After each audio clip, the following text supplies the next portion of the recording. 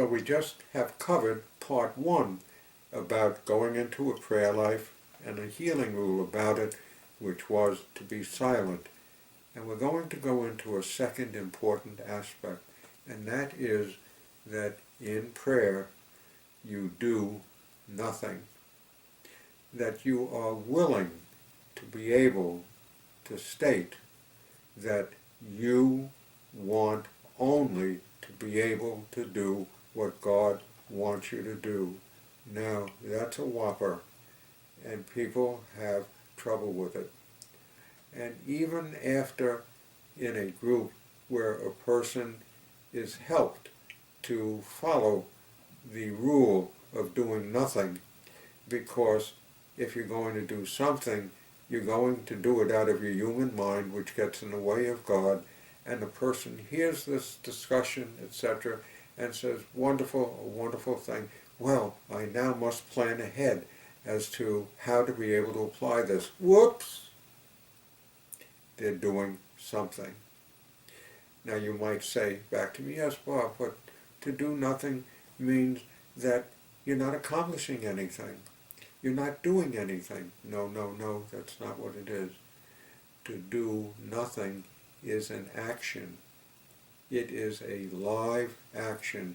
You are doing, you are willing to give the divine mind a nothing quality. You're willing to stop. This is an action. It's not laziness. It's not that, oh, big deal. What a simple way to get away from problems and just walk away from and do nothing. That's not it. To do nothing is to do nothing. It's not doing nothing. It's to do nothing. Nothing opens you to the fullest possible moment of availability to God to come to you. If you think you're supposed to do something, you're thinking, and prayer is rich when you're not thinking and you're open to God for whatever it is God wants to lead you in this prayer, as well as to God, how God will deliver to you what is relevant in this prayer. To do nothing means you have opened yourself up to the fullness of what God wants to be able to accomplish with you. It is not a shortcoming. It is the great gift that you give to God, acknowledging, as Jesus did himself, that we do not know anything that is of the divine mind and is of the healing place, is of the kingdom, is of our godly being. We do not know it.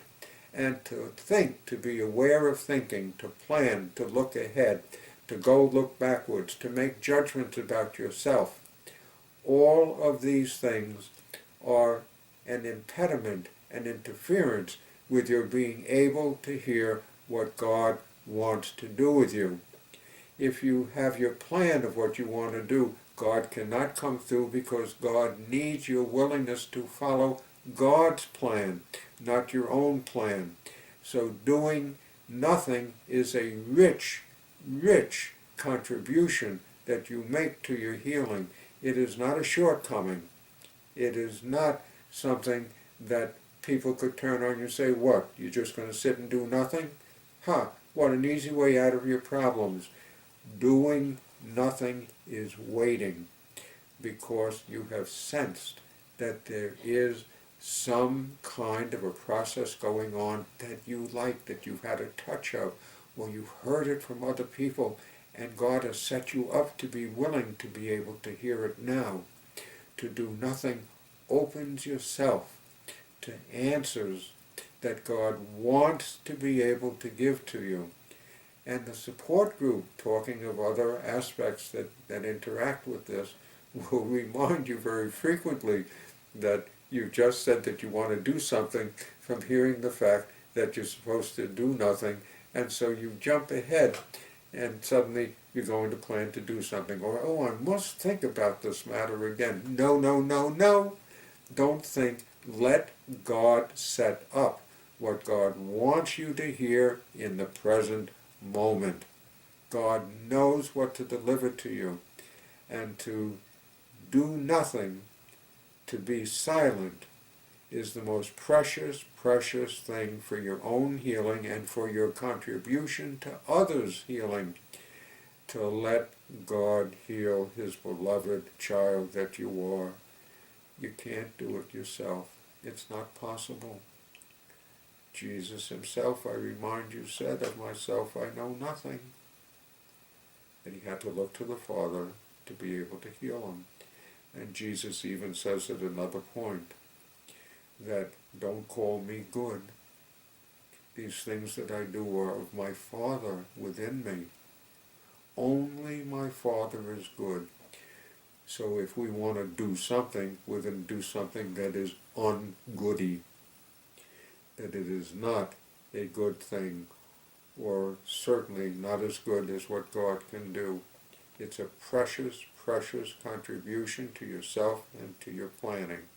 So we presented 2 rules to you. Number 1, to be silent. Number 2, do nothing.